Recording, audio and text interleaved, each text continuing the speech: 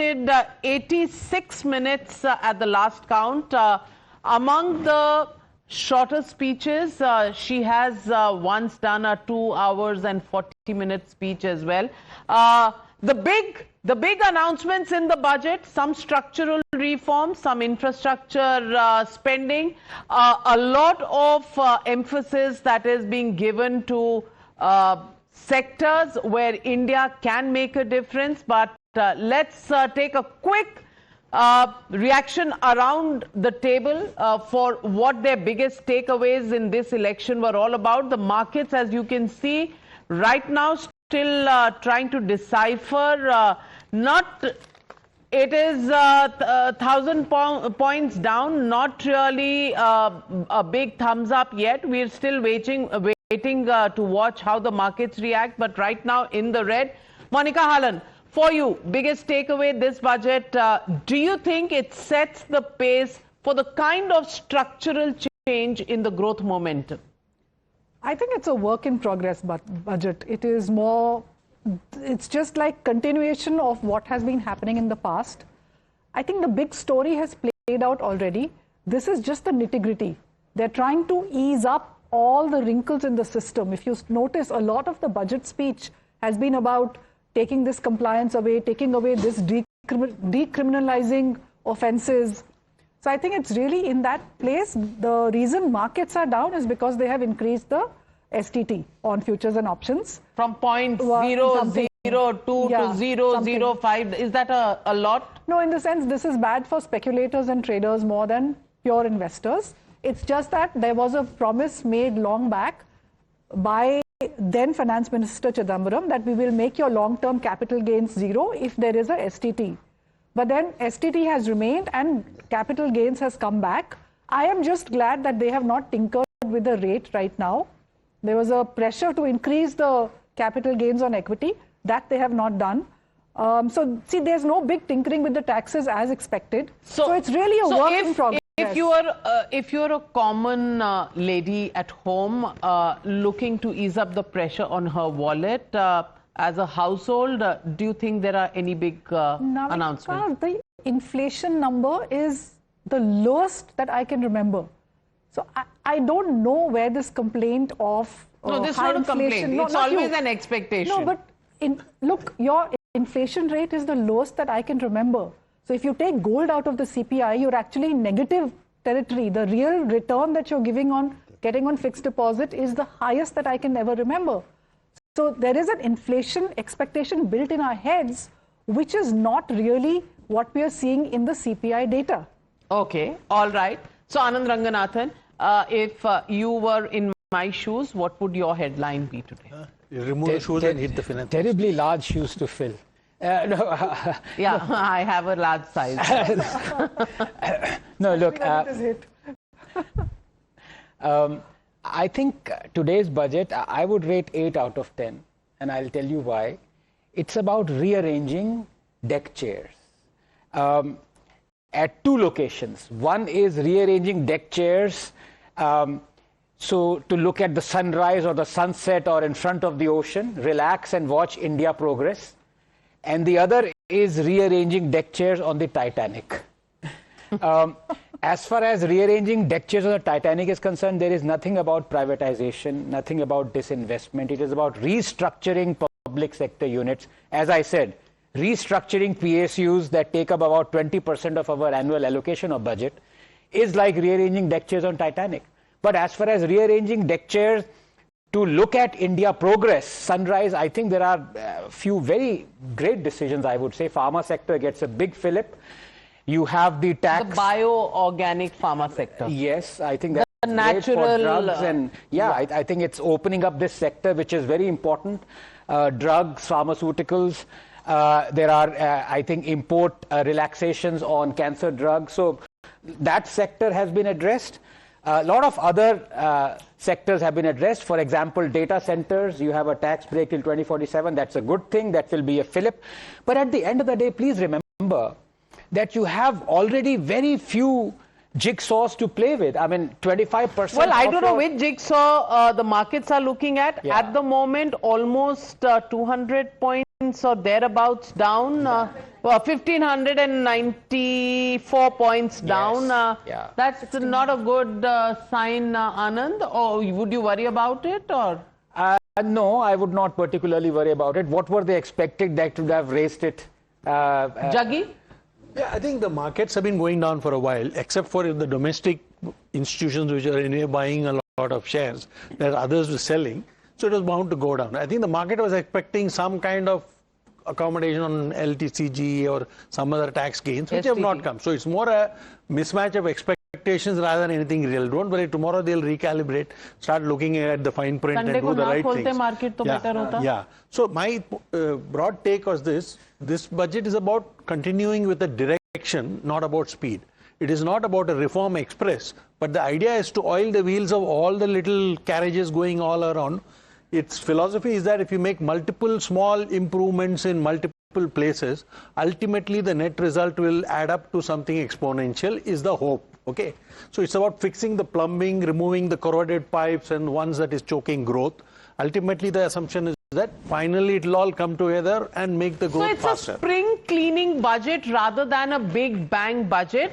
You're taking care of the nuts and bolts and plugging the leakages, cleaning the drains, that kind, and nobody ever gets any marks for housekeeping, really, Gursharan Das. So do you think required to do that, and that's what is being done? Yeah, I mean, I wouldn't use the word house cleaning because it doesn't have quite the connotation of moving housekeeping, I say. Housekeeping.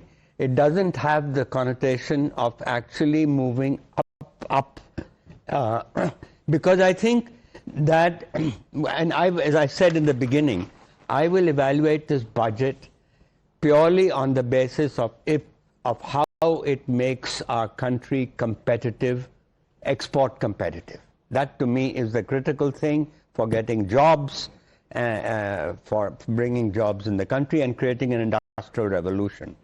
So the steps, there were steps, maybe small steps like municipal bonds will make urban bodies more independent and more empowered. There's a lot more to be done in that area to have empowered mayors, etc. But this is a good step. Then the push for AI. I think AI represents a huge opportunity. There are negatives, of course, but AI represents a very big opportunity in education and health. Every child can have a personal tutor. Every mother can have a personal doctor, and so on.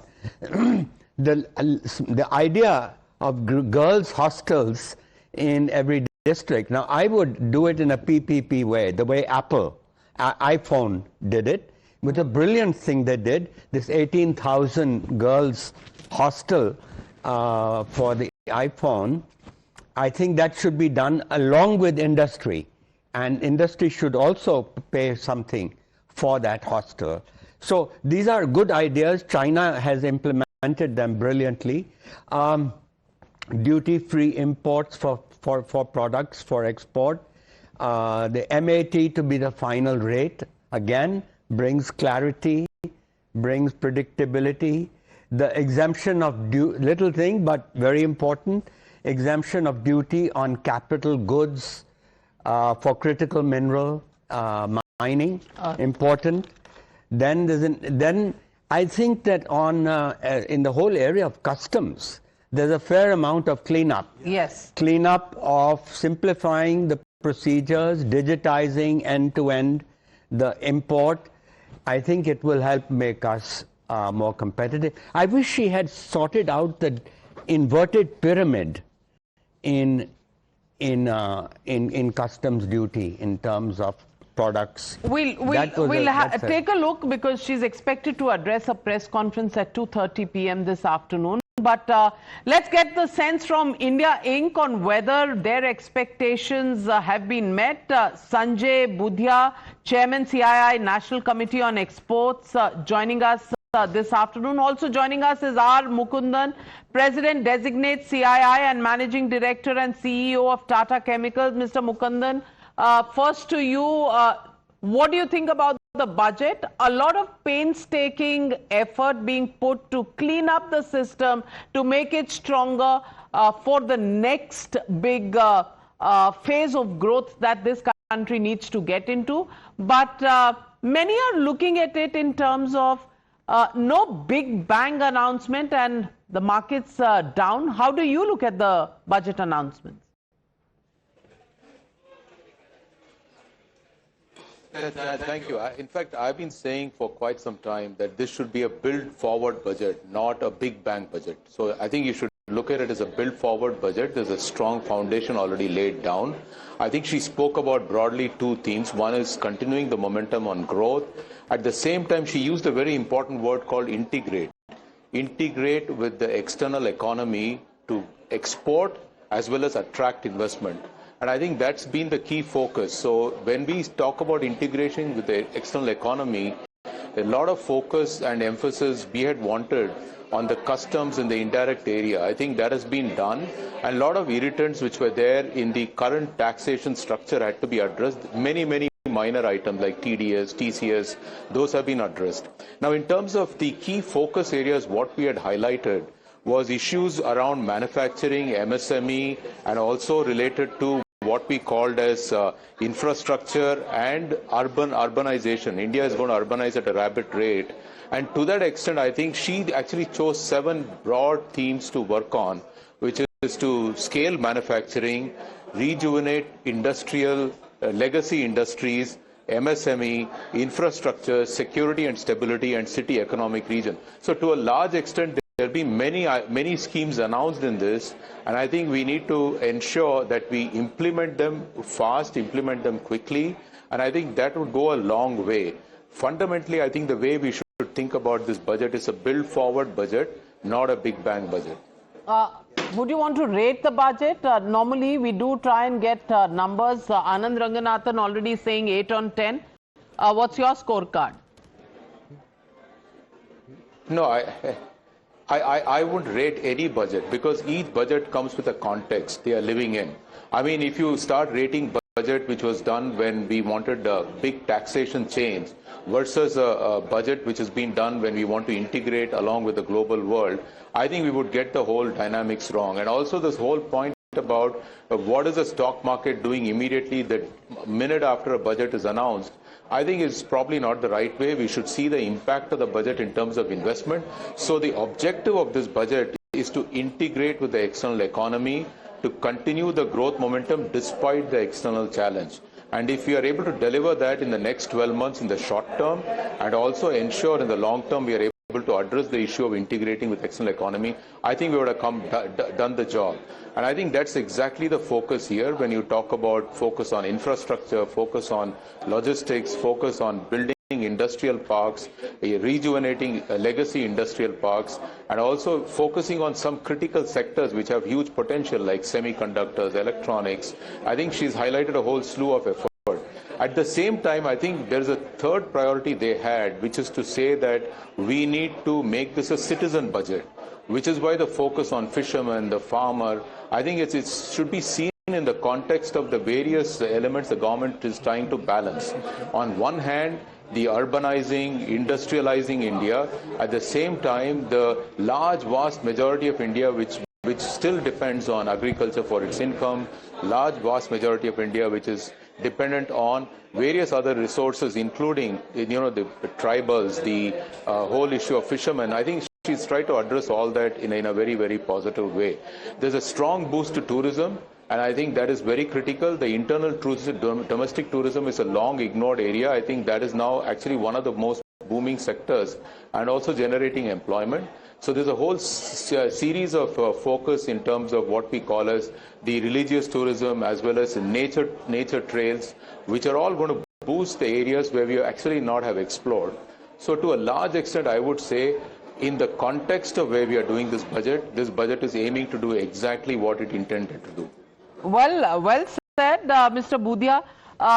To you, I want to ask, Mr. Gurcharan Das, right from the start of this debate on the budget, has been insisting that he would only test this budget on the foundations of whether or not it makes India more competitive to export as well as have domestic investments to increase employment.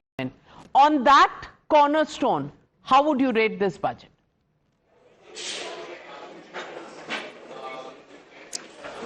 I think this budget is really a big booster for India's exports and to make exports competitive. As all of us know, India is the flavor, and world is looking at India to be the manufacturing hub.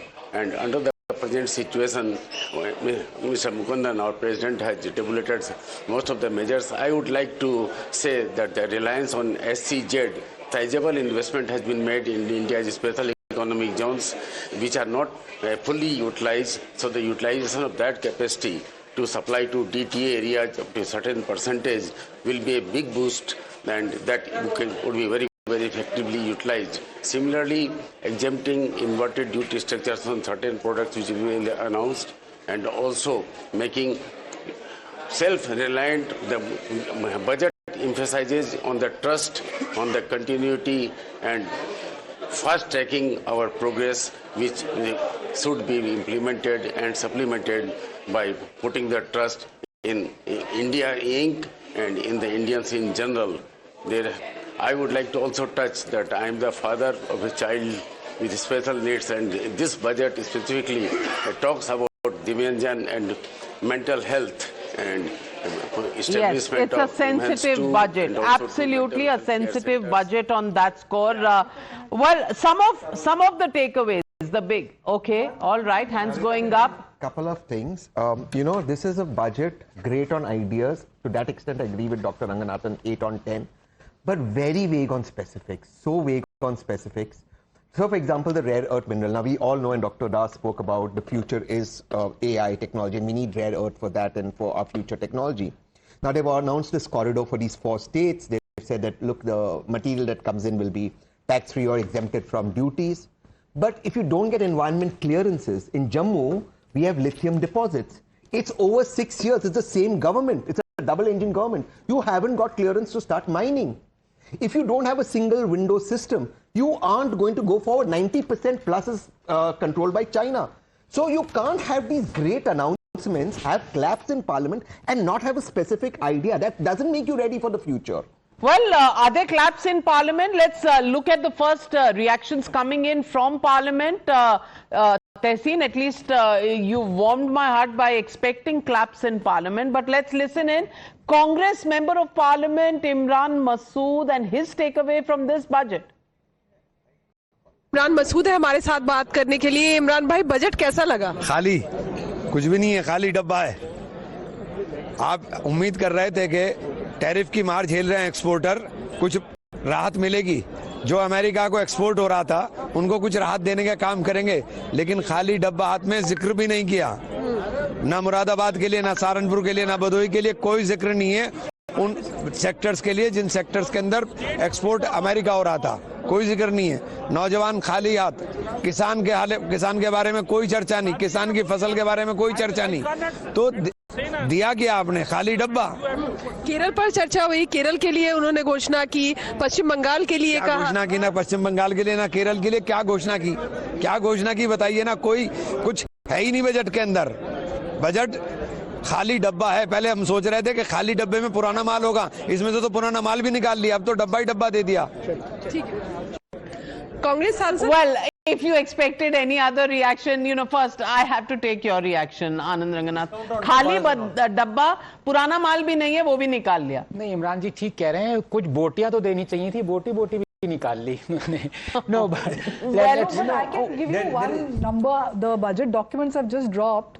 So the defense spend, not as percentage of GDP, but percent of the budget. Okay, how much of the budget is being spent on defense has been a consistent 8% for the last 6 years. This year it's up to 11%. Okay, so that's a big one that you have really ramped up. So defense budget goes up to 11% of the budget, not the 8%. So that's a substantial rise. Shashi Tharoor responding.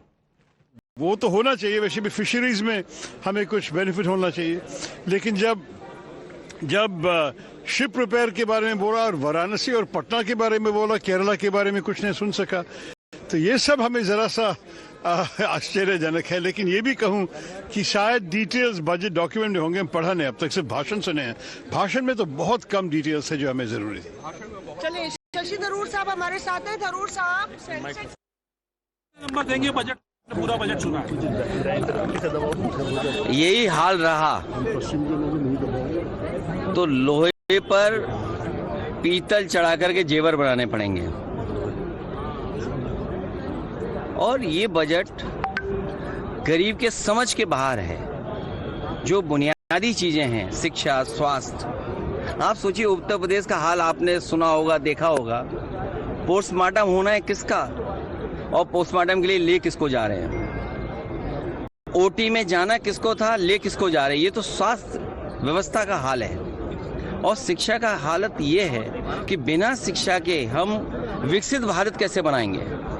विकसित भारत का सपना अगर देखना है तो शिक्षा क्षेत्र में हमें ज्यादा से ज्यादा बजट देना पड़ेगा। ये समझ से बाहर बजट है, ये सपने दिखाने वाला बजट है। जिन लोगों ने अपने पुराने घोषणा पत्र पे कोई काम ना किया, उनसे उम्मीद क्या करोगे। बीजेपी से उम्मीद ही नहीं तो बजट से उम्मीद क्या करेंगे। कितने नंबर देंगे बजट को, आपने पूरा बजट सुना है। Well, रोहित आजाद, सोने पे पीतल चढ़ाने वाला बजट है. How do you respond to Akhilesh Yadav and what are your takeaways? I think rhetorics aside, this budget is quite run of the mill. I think the government has seen that 2026 is going to be 2025. It's not so easy. There is a lot of political uncertainty. The year started with an ominous sign. Trump picked up a president, took him away. So we don't know what it holds out for the world. Global economy is perhaps not necessarily going to give you the demand that you need. So it was a bit disappointing that on the fiscal side of it, which actually provides domestic demand, the government has not really but they've just done a boost by GST one factual thing I would like to, because middle class, last year's budget was all about the middle class tax rebate. And the idea was that it is going to, because there's a decline in tax buoyancy is going to go up. Now look at the numbers. The budget estimate, the actual collection that has been done on taxes of income has gone down drastically. Just the nominal numbers, forget about as a proportion of GDP. So it was announced 1.4, if I'm not mistaken, 43 lakh crores. It has come to 1.31. Not corporate tax, I'm talking about taxes on income. So tax buoyancy that you expect, which is what you expected, what you announce versus what you get is not so clear. In this case, this is what has happened. So there may be many announcements you can promise the moon. All right. I want to continue to criticize the government. Just one line, sir. I think this is one of the most shameless things that this government has done. I'm going to be very harsh. Is they're destroying the bull run of the stock markets. Now, it is, when you said early in the morning, it is people like us with our SIPs that are keeping the market away. They didn't remove long-term capital gains. They didn't remove short-term capital gains. They have now increased the STT. The problem with this government is at a time when FPI is exiting the markets and we are holding the markets, they are completely treating us as your voice will be crushed. This is a government of Babus determined to destroy the stock market. I have never seen a country, a government so determined to destroy a wealth-creating market that is actually giving positive returns. Well, I don't think it's so black, Gursharan Das, is it? Yeah, no, I don't. I mean, I wouldn't use the words that he has used, but I would say no. But I would say that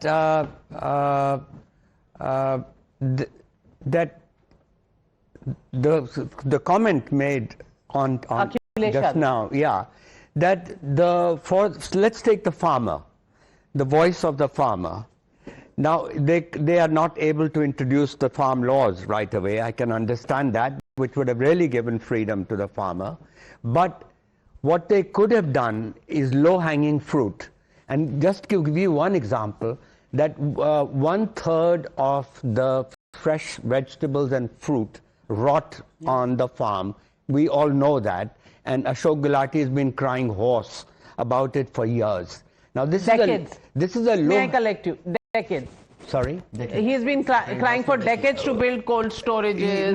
Not build, but every country has solved this problem because they allowed major retailers or e-commerce. In recent years, it was e-commerce. Now, we have a very simple.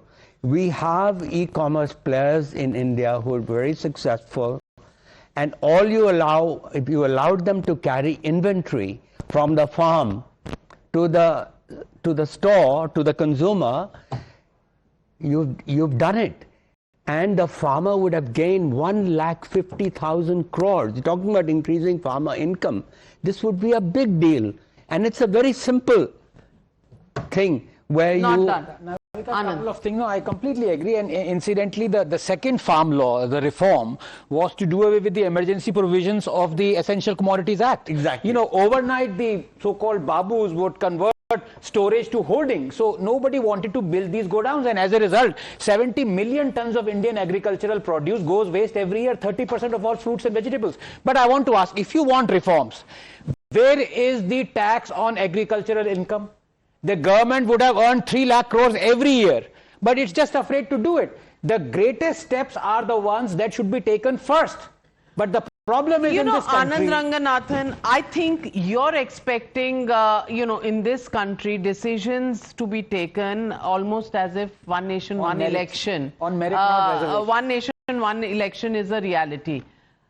Agriculture income, farm laws, we've seen what happened. The intent was there, but the political backlash was so bad that to again begin to expect it to come back, either you are naive, or you're expecting कि सचमुच कलयुग में कृष्ण जी प्रकट होंगे और अपना चक्र चलाएंगे. It doesn't work that way in the real world. However, look at the number of announcements that have been made. Look at the pharma one that you spoke about.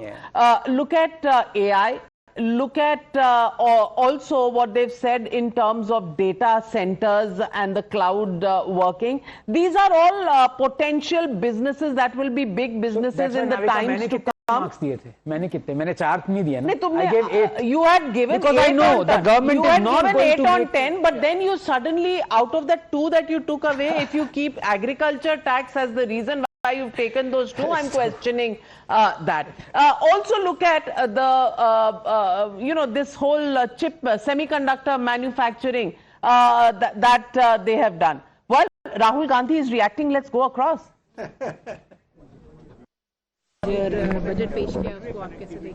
Oh well, he chose not to speak. More than him, Tehseen, you've spoken on the budget. I don't know if it's a good thing or bad. Maybe he's going to go back home and look at the fine print before he makes a comment. Vivek Srivastav, a lot of ground has been covered on semiconductors, on infrastructure spending, on improving urban infrastructure through the local bodies, looking at pushing through railways in and the network of railways. Defense budget up by 20%. Do you think Ms. Sitharaman deserves a pat on the back from the opposition? No, I mean, I do not know why Dr. Ranganathan is so much anti-farmer, anti-people. इस panel को मैं सुन रहा हूँ, everybody is speaking. There is such a lot of disconnect between what the elitist economists sitting over here talk and what a common man who's very poor feels. There is no talk of employment. कोई बात नहीं है, कोई scheme नहीं है. And when I'm talking to experts, they are saying, भाई जब tourism बढ़ेगा तो employment बढ़ेगी, जब कुछ और बढ़ेगा तो employment बढ़ेगी. There are no schemes as such. The farm laws, it's good. They are not in picture and they will never be in picture. MSP की बात करनी चाहिए. कैंसर के ऊपर जो ड्रग्स हैं उसके ऊपर जो उन्होंने ड्यूटी एग्जेम्पशन करा, हम उसको वेलकम करते हैं. उसके बाद पोल्यूशन के ऊपर, which is a national problem, and again I'll go back to China. In 2008, I still remember when games were played in China, people were wearing masks in Beijing. But by the time it was 2016, Beijing was spotlessly clean with one of the cleanest airs in the world. हम भी कर सकते हैं, हमने किया नहीं है और हमारी कोई पॉलिसी नहीं है नेशनल.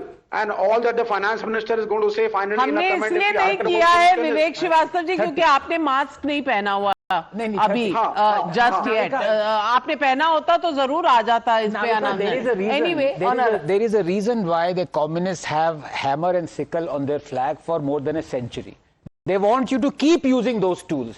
अब ये पोल्यूशन की बात कर रहे हैं. मैं इनको बताऊं कि MSP से डायरेक्ट कोरिलेशन है पोल्यूशन का, because the farmer started growing only the crops that were guaranteed bye MSP. As a result, the water table went down. As a result, the sowing season was delayed. As a result, the harvesting season coincided with winters. As a result, every year 17,900 square kilometers is on fire. So when you talk about pollution, you don't talk about the Parali burning. You don't talk about the 35 million tons of rice stubble that is burnt. You're a scientist. You're a scientist. No, Anand, you're a scientist. You want to keep using hammer and sickle, Vivek Srivastava. That is the reason. Anand, you are a scientist. You should speak like a scientist. While Parali matters a great deal, yes, half of the pollution in Delhi comes from transport. And says who? It's only... Says data. Which your data? Which CPCB's data. Government data now says suddenly that. you believe this. Just you are not going to discount the fact that you have 17,000 square kilometers on fire. Only a winter 17,000. Why do you have bad air throughout the year? You also smell it. It is a your life is also your point. So why would keep you on burning the way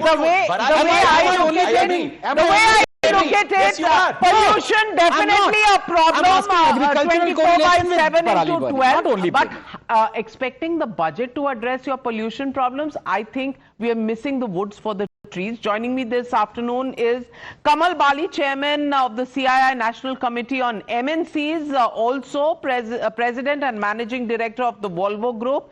B. Thiagarajan, chairman of the CII Trade Fairs Council and the CII National Committee on CSR. Mr. Bali, how do you look at this budget? The emphasis on infrastructure, a lot of it is about housekeeping, correcting things that needed attention, going into that detail. Not so much of a big bang announcement so far. How do you see this budget? Yeah, Navika, I mean, personally, if I were to really comment on the highlights of this budget, or something very, very important which this budget has touched upon, is the manufacturing. And I think the good thing is that why manufacturing is so important, because manufacturing continues to be 15 or 14% of our GDP for many, many years. And if we really want to create those jobs and create that multiplier effect, manufacturing should be about 22 to 25% of our GDP. And this successive industry bodies and governments have been trying to do this, but the needle hasn't moved much. And I think here what I like is the focus on not only the sunrise sectors, but also on the legacy sectors. And therefore, this will give a phenomenal multiplier effect. It'll create the high quality jobs. I personally believe, but we have to be patient. Manufacturing is not going to happen overnight. It's over 3 to 5 year time frame. You can create some high quality jobs. You will export more than you import. So therefore you will improve your balance of payment situations, and also the pressure on the currency will drop, unlike what it is today. So to my mind, that's one very, very big positive on manufacturing. The second is on the cities as engines of growth. So I think that's the second one. And the third piece is the continuing focus on infra spend. Another 1.2 lakh crore has been increased over the last year's spends. So I think this is, to my mind, very, very important. Infrastructure also leads to future revenue streams, and also while the infrastructure is being created, it will lead to jobs. So in my view, it's a very, very positive budget for the long-term India Viksit Bharat story. And this is on top of the already good growth which the economy is seeing. Now we are looking at upwards of 7%. We used to talk of 6.5%, upwards of 7%. Your ratings, India's rating from the multilateral rating agencies has been increased. The India-EU FTA is going to be another game changer when it comes to, again, balance of payments and again exports from India. But for all of this to happen, the starting point is manufacturing. Unless you build everything else, whether we talk of jobs, they will remain dreams. Unless until manufacturing happens on ground, you create jobs, you create economic activity, you start improving your quality, you start exporting. And I think, to me, this budget looks to be in that direction, and of course we have to look at the details, and of course many areas in terms of all connected with manufacturing, in terms of customs duties, in terms of ease of doing business. But the key thing will be how governance at the working level takes place, and that's one area where India needs to improve governance at district level, at the working level, and I think there should nail not on be the head, loss Mr. of Bali. That ideas is the or level where we need to look at implementation and governance. Well, Home Minister Amit Shah just tweeting and commending the budget, also talking about the emphasis on manufacturing, infrastructure and healthcare and tourism. That has been the important parts, including sports, AI, and the religious tourism that this government has emphasized on. Joining the broadcast is Tehseen Poonawalla, national spokesperson of the BJP. And Shehzad, to you I bring the first reactions. Imran Masood calls this the Khali Dabba budget, saying even the old announcements, Purana bhi maal nahi hai, wo bhi nikal liya. And Akhilesh Yadav, saying लोहे के ऊपर पीतल चढ़ाकर जेवर बनाने पड़ेंगे, ऐसा budget है. Can you please respond to the first few political reactions? Navika जी, आपके सामने हाथ जोड़कर मैं पूछना चाहता हूं कि जिस इमरान मसूद ने दिल्ली में आतंकवाद करने वाले डॉक्टर्स को भटके हुए युवा बताया, क्या आपको लगता है कि देश को विकसित भारत बनाने वाले बजट में उनको कोई भी अच्छी चीज नजर आएगी? उनका दृष्टि दोष है भाई, तो उनके दृष्टि दोष पे हम कुछ नहीं कर सकते. ये नवाब ऑफ नेगेटिविटी, जैसे अरुण जेटली जी बोलते थे, propaganda and peddlers of pessimism, और मैं कह सकता हूं चैंपियंस ऑफ सिनिसिज्म है. मैं आपको सुबह बता रहा था कि एक गीता वाला बजट है, मतलब कि ग्रोथ, इंफ्रास्ट्रक्चर, टेक्नोलॉजी और आत्मनिर्भर भारत. ग्रोथ को सस्टेन करेगा, फिस्कल डेफिसिट को कंट्रोल में रखेगा. अब आपने देखा कि इंफ्रास्ट्रक्चर में 12.2 लाख करोड़ का निवेश होगा, मतलब पिछले साल से 1 लाख करोड़ ज्यादा हम लोग पुश कर रहे हैं. टेक्नोलॉजी में सेमीकंडक्टर मिशन हो या एआई हो, डेटा सेंटर्स बनाने की बात हो, आत्मनिर्भर भारत की दृष्टि से अगर आप देखेंगे तो 7 की स्ट्रेटेजिक सेक्टर्स है. Rare earth metals, rare minerals का एक सेक्टर हो चुका है, सेमीकंडक्टर का हो चुका है, मैन्युफैक्चरिंग को बूस्ट करने के लिए, एमएसएमई को बूस्ट करने के लिए, टेक्सटाइल को बूस्ट करने के लिए हम लोगों ने इसमें प्रावधान दिया है. पर इसमें मैं आप जोड़ना चाहता हूं कि गीता के बाद ये ज्ञान बजट भी है.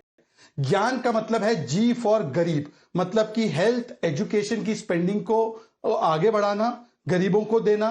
वाई फॉर युवा, युवाओं के लिए एक नया सेटअप तैयार करना जिसकी वजह से उनको और एम्प्लॉयमेंट मिल सके. ए से अन्नदाता, किसानों के लिए ज्यादा उसमें और प्रावधान है. और एन से नारी, जैसे आपके स्क्रीन पर भी दिख रहा है कि लखपति दीदी को और भी सशक्त करना और हमारी विमेन एंटरप्रेन्योर्स को बूस्ट करना. तो ये गीता और ज्ञान है. अब बताइए इमरान मसूद को गीता और ज्ञान कैसे पसंद आएगा? पूनावाला, आपको मैं नवाब ऑफ एक्रोनिम्स बुलाने वाली हूं, बिकॉज जितने एक्रोनिम्स आपने दे दिए हैं, आपको नवाब ऑफ एक्रोनिम्स मैं बुलाऊंगी.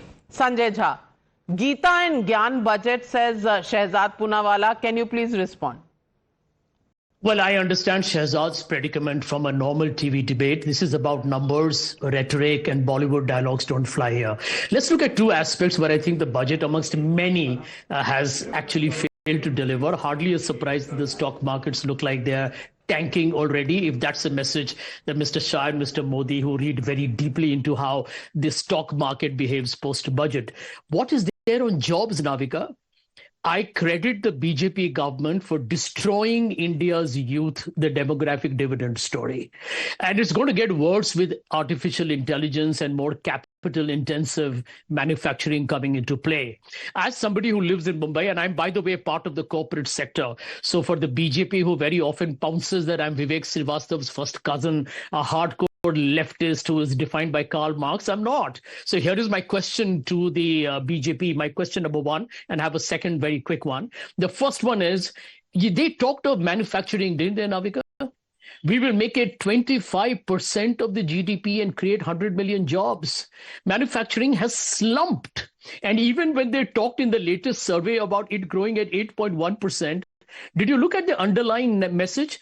On the core 8 sectors, they grew by just 2.9%. So how can manufacturing be 8.1% when the core sector is performing at 2.9? And until you get manufacturing right, you can't create jobs. Jobs can't happen in services. Jobs can't happen in agriculture. They need to happen in manufacturing. This government has failed. My second point is, I think, the one where this government gets a zero. Inequality. Ever since the pandemic, you have had a K-shaped recovery. And I want to make this point. Today, the middle class, I hope the middle class who's watching this program, the poor who have just become part of the middle class, and they should know that today personal income tax is higher than corporate income tax. Can you imagine that? And a large part of ordinary Indians are paying GST in obscene numbers, which is a regressive tax, worsening inequality, making it from bad to worse. Because what I pay for a soap, what I pay for in a restaurant is that exactly what Adani, Ambani and Mr. Mahindra pays, which is why inequality is getting more aggravated. And we are headed for a situation where the youth have no jobs. And one of the reasons why you'll find, Navika, this is a critical point, the BJP will claim we have low inflation. But can I tell you something? Low inflation is linked to high unemployment. Because when unemployment is high, there are no jobs. When there are no jobs, there is no income. When there is no income, there is no expenditure. When there is no expenditure and demand, inflation is bound to be on the lower side. India has failed, not because of any other reason. We have failed to back rural demand. We have failed to back the ordinary consumer of India who could have spent their money. And that's why there is no private investment in this country either. Well, that was a monologue of the nature, and I've been so psyched by Sanjay Jha since morning that I was scared. Being a woman anchor, pata nahi kya bol denge. So isliye I have not interrupted. No, this is my subject. You and I studied in the same place. You know, I'm very passionate about economics. After your morning performance, I'm a little reluctant to display my alma mater is the same as yours. But reactions to Sanjay Jha, Anand? I think one needs to give the complete picture. Now, to say that manufacturing has gone down is not giving the complete picture. If you look at, for example, the FDI inflow from $40 billion to $80 billion, this doubled. As a percentage of GDP, when you give, yes, it stayed the same or less. Manufacturing has been the highest ever, $440 billion. But as a percentage of GDP, so you give both figures. For example, can you say that, look, the manufacturing has gone down because I'm looking at the percent of GDP? Well, then you will say the services has gone up because, give the entire picture. Let the viewers know that in the IIP has been the highest in the last 2 years. Just the data came out last. True, Anand. But our objective is also to be going back to a level where we are the very high manufacturing country, and we want to revive our manufacturing sector. 1 minute. Can we please stop the crosstalk in the panel, because we have guests from outside. Siddharth Sharma ji of the Aam Aadmi Party also joining the broadcast. And aapke kya vichar hain budget pe? I hope you are happy with the budget. It pays attention to infrastructure, to farmers, to youth, to sports. I'm sure you would want to compliment Finance Minister Nirmala Sitharaman. Things like this has become a ऊंट के मुंह में जीरा budget है, जिसे already market में गिरकर अपना हिसाब किताब बता दिया है कि किस तरह का बजट है. Since India's budget got leaked even before the finance minister could present her policy, Trump announced where India is going to buy oil from next time. Guess the market believes Trump more than BJP. That's what has happened. So in the Indian context, all numbers have to be compared against a big denominator, and 140 crore being that elephant in the room, whose diet is measured not in grams but in tons. So what 240 crore Indians expect from a budget? Simple thing. Every citizen has 3 core concerns. One is his own safety, second is his family's health, third is his kids' future. And to ensure these 3, every citizen, rich or poor, pays tax to the governments. Now, even in a mundane act like buying daily vegetables, we see if our return on investment is good or bad, if the potatoes I am buying is worth the money I am paying or not. So how much does Government of India take tax from each family this every year? Last year, that is the budget that is presented just now. It shows that nearly 1 lakh rupee tax per family per household Indian government has taken. Exact figure is around. Problem with your audio, from what I can understand, this is oot ke muh mein jeera budget. Now, this Shehzad Poonawalla, I don't even have a question to ask. Please respond. Navika, since you said that I was the Nawab of acronyms, I must only add very humbly that I'm also thoda bahut Nawab of facts. So let me correct what Sanjay Jha has said. Sanjay Jha said that manufacturing has gone down. Now PMI manufacturing, the Purchasers Managing Index is up at a record high. GDP. The PLI scheme investment has brought in about 18.7 lakh. Please, sir, I did not interrupt you, Sanjay. I think you can wait for your turn. I can wait for mine. There are so many opposition panelists, I get to respond once in 4 times. Please, sir. The PLI investment scheme has gotten about 18.7 lakh crore and 12.6 lakh jobs have been created. Then jobs in manufacturing under the UPA tenure, it was 6%. Now it is about 15%. The merchandise export growth, it was about 8 lakh crores during the 10 years of UPA. Today, the same manufacturing exports has merchandise exports has come to 15 lakh crores. There were 2 mobile phone manufacturing units. Today there are 300 units and we are exporting billions of dollars worth mobile phone, including for Apple and for Samsung phone. In fact, you have tried to take credit for the Foxconn investment which happened during the BJP government. Then after that, toy exports have increased by 237%. What toys kidhar ban raha hai? Defense goods have increased, the exports have increased by about 23,000 crores. वो किधर manufacture हो रहा है? Now let us see what has been given even today's budget. Semiconductor Mission 2.0, 40,000 crores has been committed. आप बता दो संजय झा जी, आपके जमाने में कितने सेमीकंडक्टर चिप की फैक्ट्री लगा दी? एक लगी थी, उसको बंद करवा दिया था आपने. Tell me the simple things you all did for manufacturing. And today when we are about 15% of the GDP of a much larger GDP, you are cribbing about it. This is the negativity that Navika ji I want to address. And also on social welfare spending, nobody has spent as much as Prime Minister Narendra Modi has spent, and that too transparently, accountably. The money goes into the account directly, so there is no khuni panja or lutera panja which is looting the money, and therefore it is welfare for the poor, manufacturing jobs being created, allowing us to become a new manufacturing destination with a diversified market across the world, and we are now heading towards that stage where we are going to dominate manufacturing. That's a spirited defense, but of course the opposition continuing to raise the questions. But joining us right now is Suman Berry, he's the Vice Chairperson of the Niti Aayog. Good afternoon, sir. Thank you very much for joining us here on Times Now. Your reaction first, because many people are looking at this budget as a consolidation budget rather than a big bang announcement budget. However, the opposition, of course, continues to ask questions on the details of what this budget strives to do.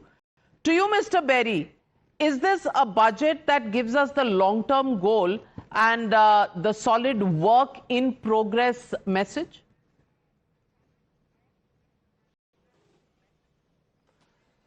Well, I think the structure that was set out by the Honourable Finance Minister at the beginning is a very clear structure.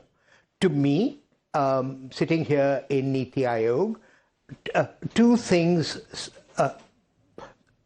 were important about her first kartavya. First, the effect on growth, and second, the commitment to continued engagement with the international economy. Okay?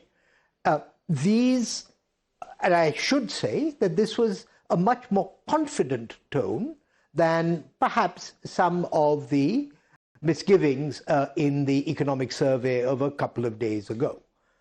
Equally, although we know that the world is a somewhat turbulent place at the moment, there wasn't a lot of hand-wringing. I mean, basically, the message I would take, both if I were a domestic investor or an international investor, is that India is confident that its fate lies within its own hands, that its fate lies in integrating with the rest of the economy, but it also recognizes that there is work to be done. I'm talking here about the Kartavya 1. to go ahead, and this, it is the reality that for political support, you need not only to have a growth vision, but you need to bring this down to the level of individual groups and individual regions. And I think the geographic dimension of this is certainly something worth talking about. But, I think there's a lot of misinformation, nonsense, slanging of data about, as it were, where we are in the area of skills, employment, etc. The way I see this at NITI is that faster growth requires two things. It requires more people coming into the labor force and to raise their productivity. That is a medium-term agenda, but we have to be concerned about the short term as well. So I would say that there is a long-term vision, but a budget is a single-year exercise.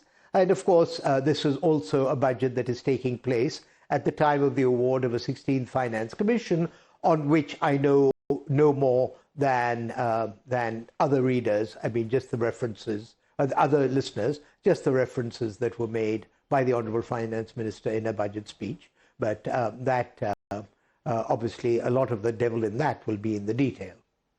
Are you satisfied that this budget does not give in to the temptation of making pre-election announcements and rather follows the very straight and narrow path of fiscal discipline?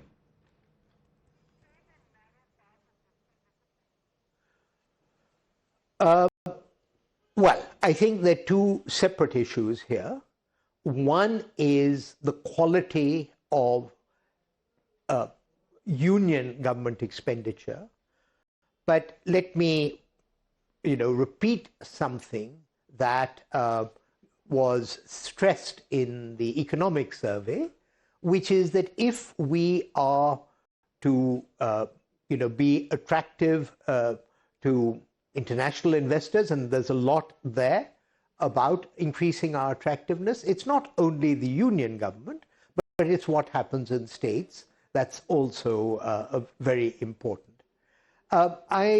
I'm not absolutely sure what it is that you or the critics of the government would see as being populist in these proposals, even though we have shifted our metric for fiscal consolidation from the commitment to halve the fiscal deficit now to a commitment to aim for a debt GDP ratio. The reality is that we are continuing down the path of fiscal consolidation. So that would not be my interpretation of an irresponsible budget on the fiscal side by any means. Maybe I'm missing a point. So what we have is an increase from 11.11 lakh crores to 12 plus lakh crores on infrastructure. We have fiscal consolidation taking place. We have important government schemes. So I personally, just having heard the speech at the same time as your panelists, consider it indeed a responsible and carefully crafted budget. Well, thank you very much, Mr. Suman Berry, for your response to the budget and the discipline that it follows. Thank you very much for joining us here on Times Now. Also joining me on the other side is Mr. Amitabh Kant, former CEO of Niti Aayog. And Amitabh Kant, now that you're out of the government system and have a different vantage point of looking at the budget, how do you see this budget? Is it the budget that can actually make a huge announcement as far as our growth trajectory is concerned, especially with the headwinds that we are facing with respect to geopolitical challenges? Navika, first and foremost, these are very complex times. There's a complete geopolitical fragmentation. There's a breakdown of global supply chains. And I think the FM has done a very fine job of providing great continuity to the Prime Minister's vision of Viksit Bharat. And I would say that first and foremost at this stage, what was essential was to provide fiscal consolidation, because if she'd not brought down, ensured that the fiscal deficit was kept within limits and brought down to 4.3%, and if the GDP, the debt to GDP ratio, which has been brought down to 55.6 from 56.1%, then we would have eventually ended up crowding out private sector rather than crowding in private sector.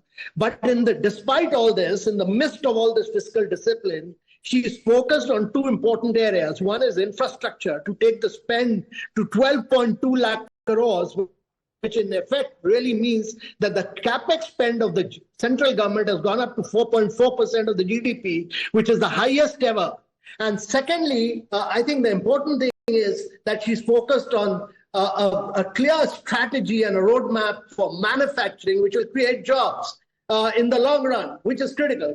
But having said this, I think the masterstroke in this budget really is about providing tax exemption. If you look around the tax exemption to the data centers, which will provide computing to India, because worldwide, close to 75% of the total investment that is taking place in data centers, AI, and computing. So if you are able to provide that tax exemption and say that you build computing power in India, then you're really giving a major drive to artificial intelligence, to data centers. You're technologically leapfrogging in a big way. So that, to my mind, is really a great stroke forward. Last point I want to make is that there's a huge focus on areas which have been impacted by Trumpian tariffs.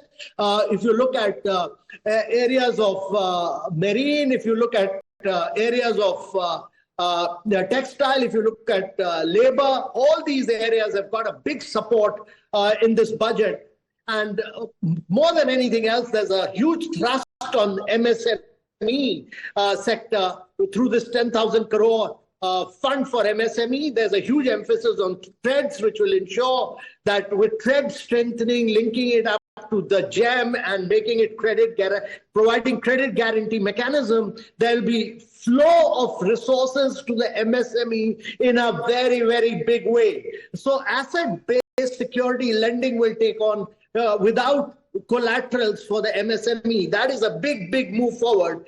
And this, to my mind, is a very holistic budget. It provides continuity in the midst of very complex circumstances. Well, Mr. Amitabh Kant, you are now part of India Inc.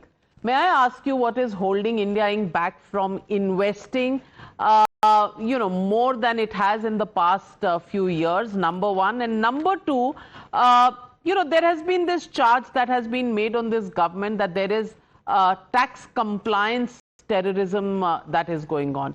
Do you agree with that charge? So two things on that, Navika. One is that this budget has focused on reform of FEMA. Well, the non-debt instrument. This budget's about customs reforms, the financial sector priorities, they've reforms. So all these put together, the government clearly realizes that you need to bring in predictability and consistency of policies, which is very critical.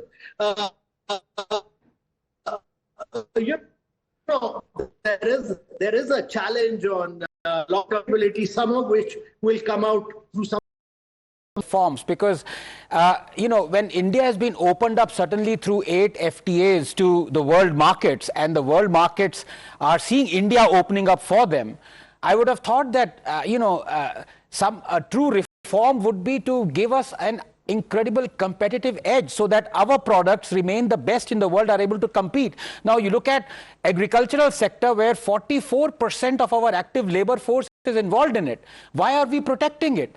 Why are we raising tariffs on something that we believe is going to protect us, is going to make us survive, when exactly the opposite would happen? Remember Coca-Cola and Ambassador cars. We need to open up, make ourselves more competitive. So do you mean reform or do you mean restructuring?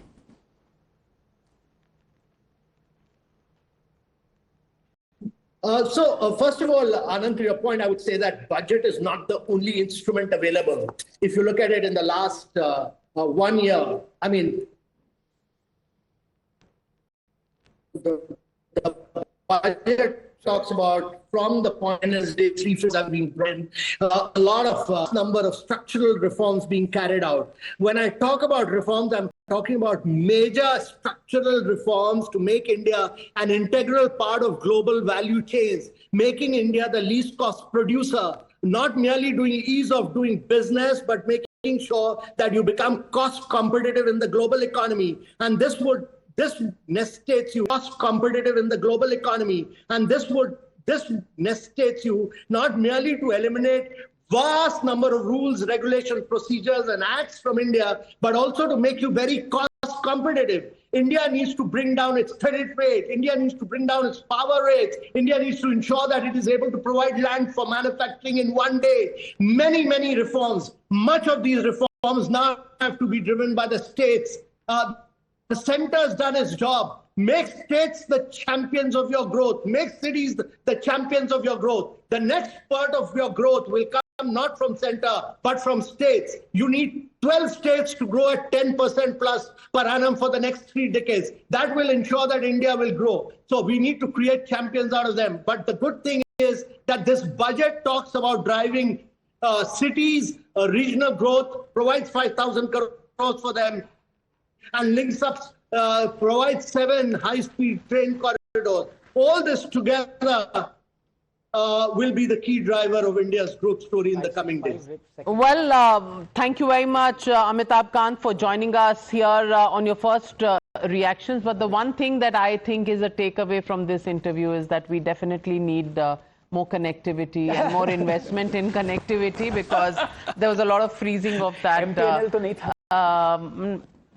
You know, that era is gone. Please check which one this is. But Salim Dharanidharan joining this panel, DMK spokesperson. Salim Dharanidharan, do you think you are in a mood to compliment the budget? Because this budget looks at everything, looks at, reforming the tax structure, looks at looking at the sunrise sector, also looks at some of the sectors that are traditionally sectors, where farmers, youth, sports, healthcare, all of these sectors that have been looked at by the finance minister. How do you rate this budget?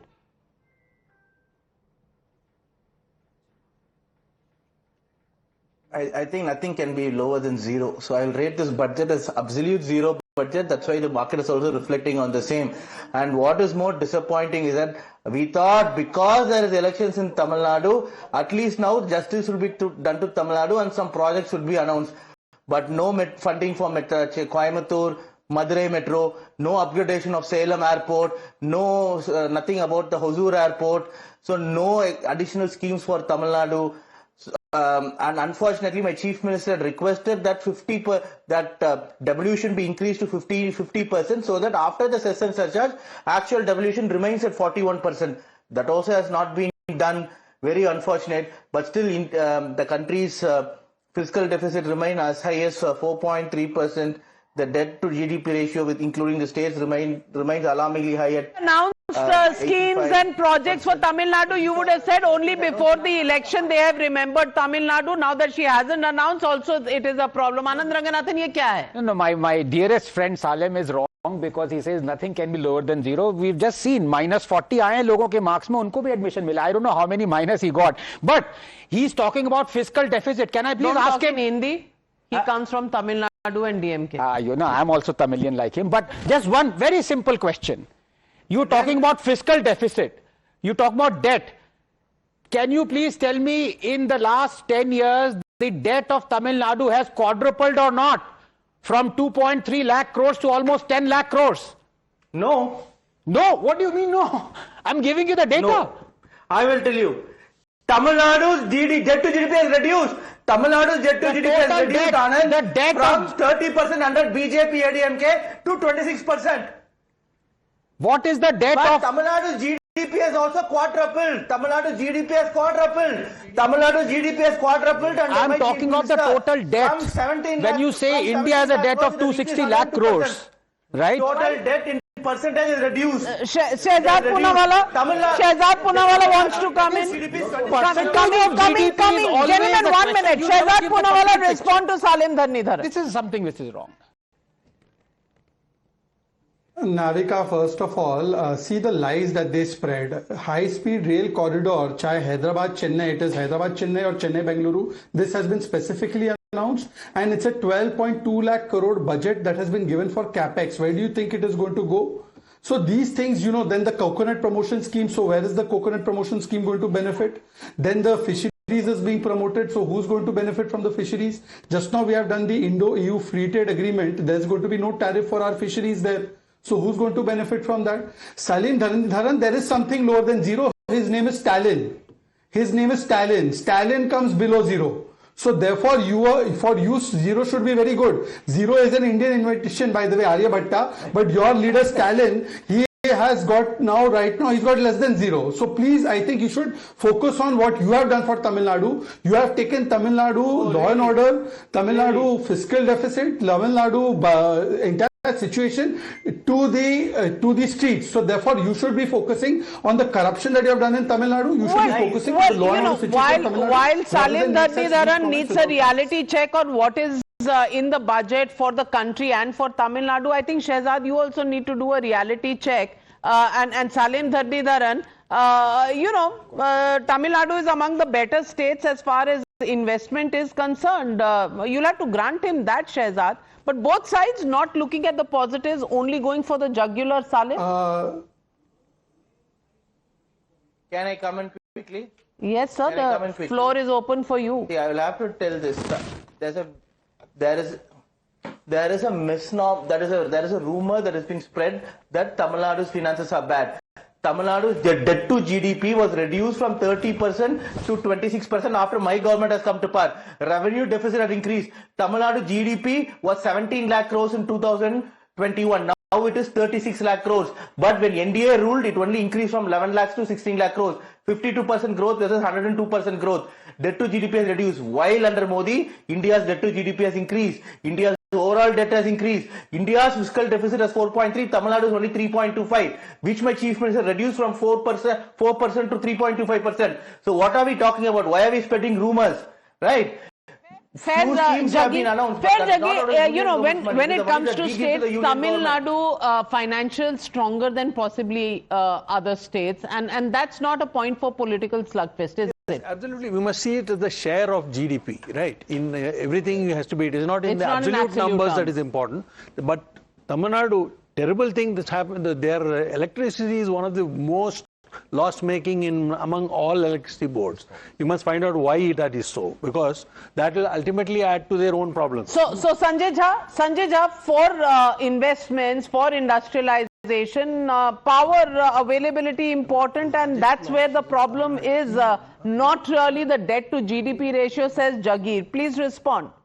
I'll tell you the problem, Navika. I heard Mr. Kant saying exactly what Jaggi is saying, and all of you are discussing Tamil Nadu. We are talking about states need to do more. I'll tell you the hypocrisy of this government. Look at Manrega, now rechristened by another name. They are now making states for... Aapko bhi problem hai bolne mein. No, that's all right. They removed Mahatma Gandhi's name. I mean, let's discuss the politics later. Let's go to the economics of it. They are making states pay 40% contribution for Manrega. Now, which are the states that suffer from maximum need for rural employment, which have maximum migration? West Bengal, Bihar, Odisha, all the backward states. Now, you're expecting the backward states to create a rural employment, create the funding. Where are they going to get the money from? They're already squeezed in terms of the kind of centralization of fiscal that has happened under the Modi government, cess and duties, etc. So this is basically the hypocrisy of this government. They want to bleed the states that are actually the ones that require the assistance because they won't have the resources. Mr. Amitabh of Kant was actually making the same motherhood and apple pie statements that people make after the budget. The truth is that the stock markets today, which are normally Mr. Modi's cheerleaders, even they are sending a message that everything here in this budget is nothing but hogwash. Well, Sanjay, it might just be a lazy Sunday for them. Don't read too much into them. But let me come back to Monica Hallan. And Monica Hallan, I want you to cut through the chase and tell me, if you are, a household, an individual taxpayer, what would you look at this budget as, and what would be our investment destinations given the current situation as it is? I think they remain unchanged. There's nothing in the budget Gold, which silver, is going to... No, nothing. There is absolutely nothing to do. Whatever has happened on the STT affects the speculators and the traders more than investors. SIP walas not affected? Just carry on doing according to your own risk profile, asset allocation. Don't chase momentum. When global events are like this, you're going to get crushed if you try and get into markets to speculate. So nothing really changes at all for investors, and even in terms of taxation, there is no change at all. So it's just life as before. No, I was just going to say, I think we're missing an opportunity. Yes. And the big opportunity we are missing is there's nothing about disinvestment, privatization. The country needs resources to do the good things that they are actually doing. And why completely silent? When in 21, we really annoued that we were going to do that. But we haven't met our targets in all of the following. Shehzad Poonawalla, respond. You need money, you need resources. You've increased 21% in defense expenditure, more Rafales on their way, I'm sure. And rightly so. But disinvestment, government getting out of business was an area of priority. In that sense, reforms really not chugging along. Navika, look, if anybody says that this government has not pushed the envelope on reforms, then I think they are being very uncharitable and unfair to us. Right from one nation, one tax reform to the recently concluded labor code reform, to the reform in our digital infrastructure and the payment and the interface mechanisms, to the reforms that we've done in every sector. I think the entire story of this government from IBC. Other is Kalyani to Bardhaman, Birbhum, Malda, Siliguri, Kuch Bihar. Other we have announced 6 economic corridors which will covered throughout the country, throughout the state. So what they said about 3 corridors, that is absolutely a garbage of lies, blatant lies. It is already on process and we have started working there. And already we will see that in Jungle Mahal, Jungle Sundari project in Purulia, for this economic corridor, 72,000 crores are going to be invested. And already there are so many people. They are setting investment, they are setting their cement hub. Now Bengal have become cement hub.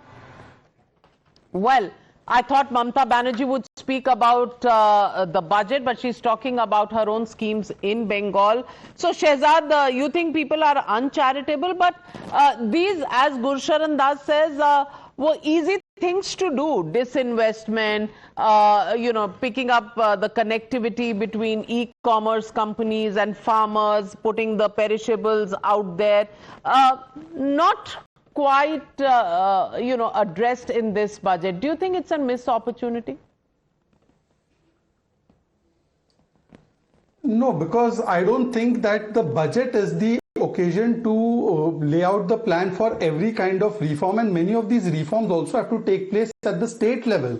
For instance, the labor code has been done by the center. Now the states have to implement these labor codes. They have to ensure that they are also having progressive labor laws, because ultimately this is a state and a central issue. So there's no point in making large declarations in a budget document and then not having any execution execution or implementation in the state, but give me just 10 seconds to bust one of the lies. You know, under the UPA, Tamil Nadu got about 1.2 lakh crores as funding in 10 years. And today we have extended it to 5 lakh crores. And he said that Tamil Nadu got nothing apart from the defense industrial corridor, high-speed rail corridor, rare earth corridor. Now, Chennai Metro rail extension has already been done, expansion has already been done. Amrit Bharat, 77 stations are being done in Tamil Nadu. Then you have national highways and expressways that have been funded by the center in Tamil Nadu. Almost 4 of them. You have the Tuticorin airport, the new terminal building that has been done. Then you have the Sagarmala project, part of it that has been done. Kudankulam power plant unit 3 and 4 is being done. So all of these things have been given to Tamil Nadu. Mr. Salam Dharanidharan, why don't you tell me what UPA did for Tamil Nadu? How much funds did Tamil Nadu get under UPA when you were part of that UPA government? Why don't you answer specifically? Rohit Azad has been wanting to get in. Rohit. No, let's take all the panelists' opinion on disinvestment. Let's say that the government were to disinvest the entire sector, that you did not have a government sector at all. What would have happened in such a situation? In the last 4 years, it's the government which has kept the economy buoyant. It's not the corporate sector. Imagine a situation where government did not exist, did not invest, was not in the business of doing business. How would we have revived the economy? So to say that the only way to mobilize funds is disinvestment is a wrong proposition to make. But the government has kept the economy buoyant not by investing in companies. It is infrastructure spending. No, so it is through the government. It is spending in capital expenditure, not by running, let's say, airlines or bread. Karandas sitting next to you, who's been in the corporate for. Please listen to him at least. Sure. Yeah. You know, the reality is that the government's commendable work in the last 4-5 years has been the capex on infrastructure. Absolutely. It is not the PSUs who have kept the country afloat. It is the LIC which has kept good God, that's the worst possible. I'm sorry. I mean, your population is dependent on life insurance from the government. It does. You know, can you use LIC when the stock markets go down? Come on. Monica, please, this is, correct. Vivek Srivastav's, religious books that he reads from, the Chinese books, but this is not factual, Rohit Azad. I mean, the fact is capex in infrastructure. It's not PSU capex that has kept the economy afloat. And also the fact that they have given you breaks on tax and GST, which has increased consumption, which has got nothing to do with government expenditure, in public sector undertaking. And can I just say one thing? I want to say one second. Just quickly one thing. Look at the balance sheets of all the PSUs, both state and central PSUs. You'll see the vast majority are in a disaster. 90%. It's a few Navratnas and all are contributing. Look at the way those companies are run. I mean, if you just got rid of those, the country would be so much better off. So much better off. But yes, missed opportunity. I'm joined by the CEO of Niti Aayog, Mr. BVR Subramaniam. Thank you very much, Mr. Subramaniam, for joining me here on Times Now. 1 minute, gentlemen. 1 minute. Mr. BVR Subramaniam, looking at this budget, yes, it is a consolidation budget. A few more things, always dil mange more, a few more things that could have been done. Many say, disinvestment is a big miss if the envelope had been pushed on that. How do you see this budget in the context of making India an Atmanirbhar Bharat, as well as pushing the envelope to increase manufacturing to the next level? Okay. So, thank you, Navika. Let me tell you one thing. This budget actually should be seen as a part of a three-stage budget.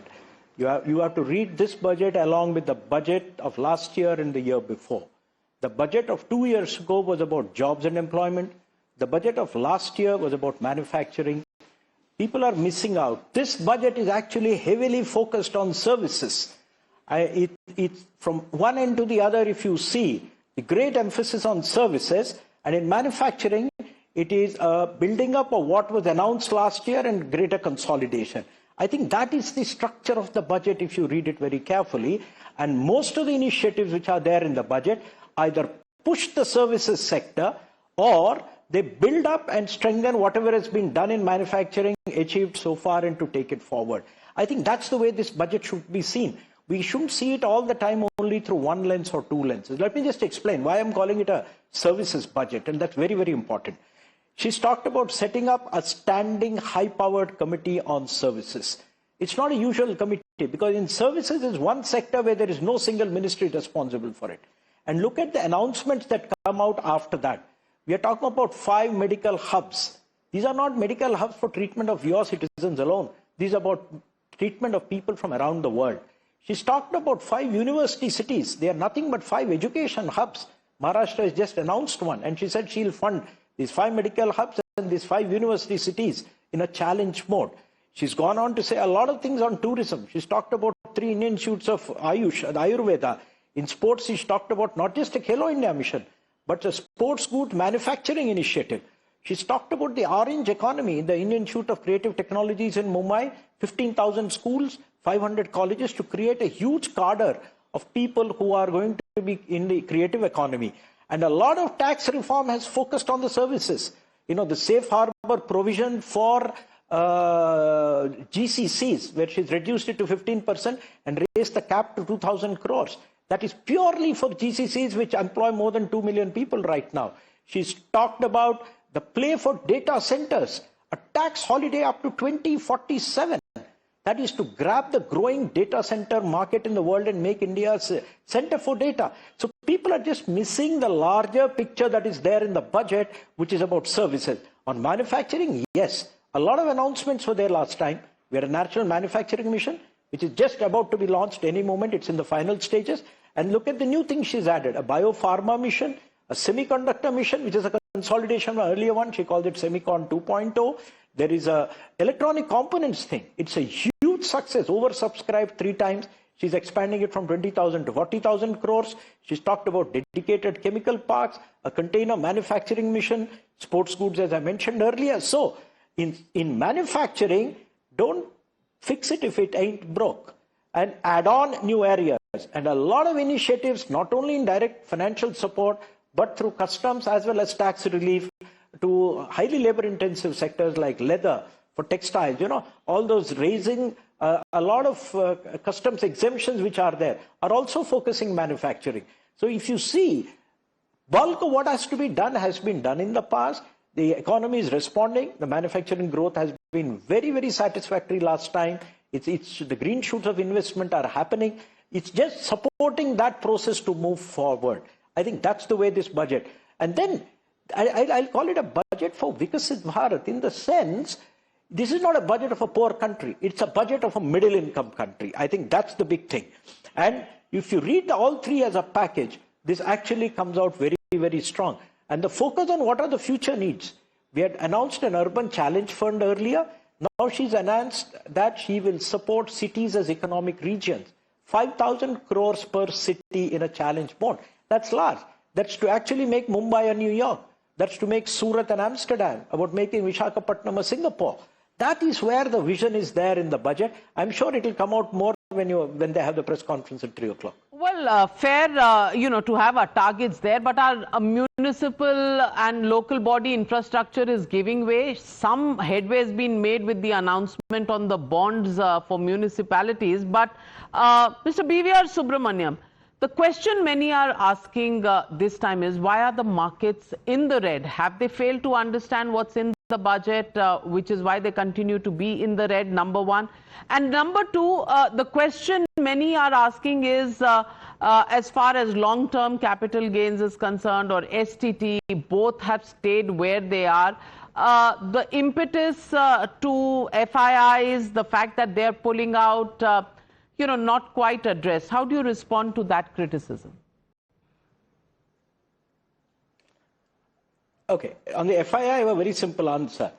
If you look at the total aggregate value of the FII money still in India, it's larger than what it was earlier. even if you look at last 1 year. So what is people are encashing on a very, very booming capital market, which we have. But if you look at the gross total FPI within the country today, the value of their assets in India is higher than what it was a year ago. So the $18 billion which people say have left India, it's nothing but encashing a certain boom which is happening. But the total value of FPI holdings in India is higher than what it was. That's number one. Number two, these are all also governed by larger global trend. The other is, if you see the investment atmosphere or ecosystem is what is relevant. It's relevant for domestic as well as for foreign. And a couple of big things. In India, people have not been complaining about tax rates. It's about tax policy. The new tax law is coming into effect in 1st of April. She said that. But more importantly, she has talked about decriminalizing a lot of provisions in the current tax system, which is yet to come into effect from 1st April. So they're already doing the course correction, and a lot of penalties have been converted to fees. She's talked about a lot of routine stuff which is criminalized. Even in the new act, she's removed that. And a lot of process simplification she's talked of. So I think it's the process which is the deterrent in tax, not the rates. So I don't see that as a hurdle at all. And I actually see FDI now gradually picking up. See, there are two things about FDI. How is the ecosystem and how do you attract it? I think the ecosystem has been set in place. I think the National Manufacturing Mission and other initiatives, one of the tasks that are going to be assigned to them is to attract big ticket investment. Just but like that Apple hasn't happened. Huge domestic private sector hasn't really stepped up investment, and isn't that a problem area? Yeah, if you see the last quarter, you can see the domestic private investment is gradually picking up. You see, the investment will happen once their utilization or capacity utilization rates are here. They were roughly about 75%. That is creeping up, and now that is translating into investment intention. I see 26-27 as a good year when we'll see an investment boom, and that is being sustained by the capex investment of the government. I mean, it's not only tripled in the last 6-7 years. I mean, she's maintaining that tempo. She's crossing 12 lakh crores this year. All that will finally now show up, and we're very, very hopeful that it will show up as investment in the economy. Well, on that note, thank you very much, Mr. BVR Subramaniam, for joining me on Times Now with your first reactions on the budget. Slipping into a short break. On the other side, Prime Minister Narendra Modi expected to give his first reactions. Short break. Back soon. Don't go anywhere just yet.